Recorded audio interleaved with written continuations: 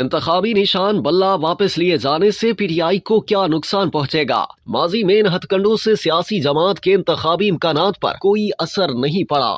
ملک کی انتخابی تاریخ بتاتی ہے کہ انتخابی نشان واپس لینے سے سیاسی جماعت کے انتخابی امکانات پر کوئی اثر نہیں پڑتا اگر اسے عوام کی بھرپور اور گہری حمایت حاصل ہو۔ اگرچہ پاکستان پیپلز پارٹی کے بانی ذوالفقار علی بھٹو کے انتخابی نشان تلوار کو 1977 کے متنازع انتخابات کے بعد سابق فوجی حکمران جنرل ضیاء الحق کے دور میں الیکشن کمیشن کی فہرست سے حذف کر دیا گیا تھا، ان کی بیٹی بے نظیر بھٹو 1988 کے بیلٹ مشق میں ایک مختلف نشان تیر کے ساتھ جیت کر ابھری تھی۔ 1988 میں پیپلز پارٹی قومی اسمبلی کی 207 میں سے 94 نشستیں جیت کر سب سے بڑی جماعت بن کر سامنے آئی تھی۔ اسٹیبلشمنٹ کی حمایت یافتہ اسلامی جمہور اتحاد، جس کا ان کے کلیدی مخالف نواز شریف ایک اٹوٹ حصہ تھے، صرف 43% ووٹر ٹرن آؤٹ کے درمیان 56 نشستوں کے ساتھ دوسرے نمبر پر رہے۔ پی پی پی دوسری بائیں بازو کی جماعتوں کے ساتھ الطاف حسین کی ایم کیو ایم کے ساتھ مل کر حکومت بنانے میں کامیاب رہی۔ بے نظیر نے کل پولنگ ووٹوں کا 75,46,561 یا 37.66% حاصل کیا، جبکہ ان کے حریف آئی جے آئی نے 59,08,742 یا 29.48% ووٹروں کی حمایت حاصل کی۔ پیپلز پارٹی نے 1993 اور 2008 کے انتخابات بھی تیر کے اسی نشان سے جیتے تھے۔ 1993 میں پی پی پی نے 86 نشستیں حاصل کی، حالانکہ مسلم لیگ نون کو 73 نشستیں اور پاپولر ووٹ ملے۔ بے نظیر نے دوسری بار ملک کی وزیر اعظم کے طور پر حلف اٹھایا۔ پیپلز پارٹی نے بھٹو کے آبائی سندھ اور دیہی پنجاب میں بھی بھرپور کارکردگی کا مظاہرہ کیا۔ 2008 میں بے نظیر کے قتل کے بعد پیپلز پارٹی نے 125 نشستوں پر کامیابی حاصل کی اور چودھری نثار علی خان کی قیادت میں مسلم لیگ نون نے 52 نشستوں پر کامیابی حاصل کی۔ پی پی پی نے 1,66,06,548 یا 3.77% ووٹرز کی منظوری حاصل کی۔ جنرل مشرف کی حمایت یافتہ مسلم لیگ قاف کو صرف 50 نشستیں ملی۔ پیپلز پارٹی اور مسلم لیگ نون نے مل کر مخلوط حکومت بنائی اور مرحومہ بے نظیر کے بااعتماد یوسف رضا گیلانی وزیر اعظم جبکہ آصف زرداری صدر بنے۔